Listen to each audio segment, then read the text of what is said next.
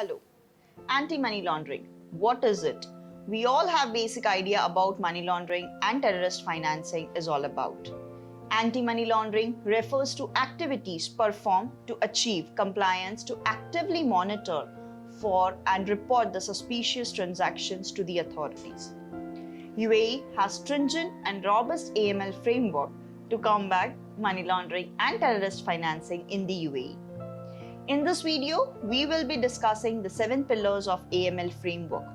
An effective framework should be developed based on the guidelines provided by the regulator in compliance to Federal Law 20 of 2018, Federal Law 26 of 2021 amending certain provisions of Federal Law 20, Cabinet Decision 10 of 2019, Cabinet Decision 58 of 2020, Cabinet Decision 74 of 2020, and various guidelines, circular, notices, and standards issued from time to time. Now, let us see the summary of all the 7 pillars which will demonstrate an effective AML framework.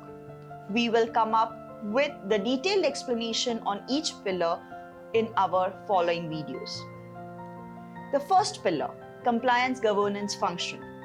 The first and the foremost requirement which depicts the compliance culture of the organization, including the roles and the responsibilities of all the stakeholders.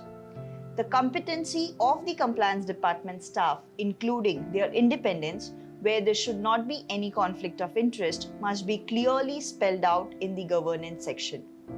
The board and the senior management should understand the non-conformance risk and the penalties and accordingly should design a robust AML framework. They should ensure 3 lines of defense established in the organization to protect the country, regulator, company from any money laundering and terrorist financing issues. Pillar 2. Policies and procedure. AML policy including the risk-based approach and the NRA guidelines, which provides the entire area of AML compliance drafted in line with regulatory requirement. The policy needs to be revised from time to time and based on any regulatory update with version control document. The procedure document need to be developed, elaborating completely the responsibility and the accountability of each staff in the compliance function. Pillar 3. IT systems and control. Core solutions, risk profiling model, screening and monitoring are the tools required for effectively performing the compliance function. Each of these areas must be studied and a proper system to be developed based on the size and the nature of business. Pillar 4. MIS and reporting. This is very important pillar in which it updates the top management and the regulator on periodical basis on AML compliance. There are various MIS reports to be provided, but the suspicious transaction activity reporting to the regulator goes through GoML platform, which is very important, and all the financial institutions need to register themselves to avoid any non-conformance. Pillar 5. Audit and independent assessment.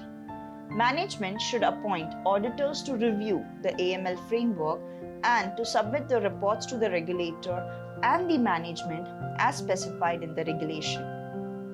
It is necessary to have an internal and external audit review to oversee the compliance program and identify the gaps and suggest corrective actions. It is the responsibility of compliance department to take corrective actions and submit their action plan to the board.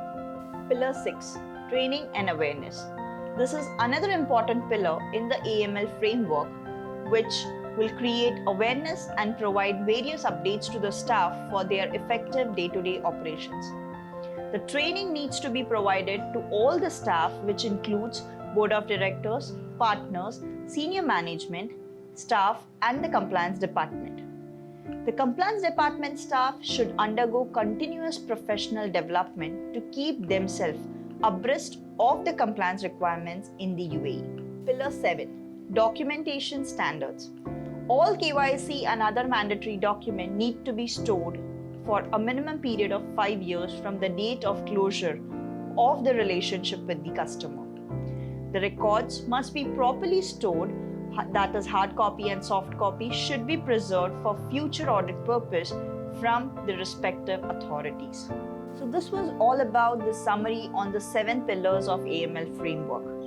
The next 7 videos will explain the details of each pillar. Please share with everyone who can be benefited from this awareness session on AML and let us know in case of any support or advisory required.